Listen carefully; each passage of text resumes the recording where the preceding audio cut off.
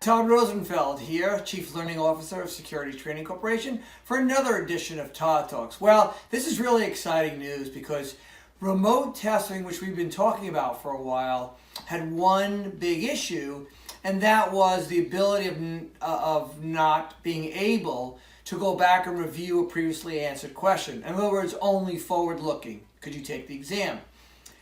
Now, effective September 28th, 2020, I'm really excited to let everybody know that you can review a previously answered question. So the way in which you take the remote exam is going to be exactly the same methodology as taking an exam at one of the test centers. That was one of the biggest issues. So remote testing, is only for the SIE, the Series 6, the Series 7, 63, 65, and 66. When you take the exam remotely, if you want to go back and look at a previously answered question and change your answer, you'll be able to do it again, effective September 28, 2020. And that's really good news is as of this date, in addition to that, over 10,000 people have already tested remotely, so they're really getting this system down really well.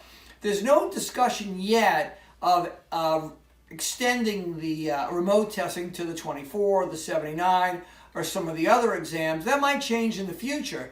But right now, the exciting news is, and you heard it here first, that remote testing, you'll have the ability to review any question. You can review a specific question, you can review all your questions, or you can review only those questions which you've tagged record and review. So the same functionality that you might have had with the physical exam center, an on-site test center, is now the same in the remote testing environment. So it's really, really good news. So when you're studying now, using, of course, SDC's material, the same way you would study, in other words, the ability to review a question, look at explanations and things like that, you can now do. So again, a really good thing that's happened. That was one of the biggest pitfalls of not being able to have that functionality, why some people would travel to the exam center versus taking the exam at their home using the remote or online testing. So again, Todd Rosenfeld signing out. Good luck on your exam. Exciting news effective September 28th,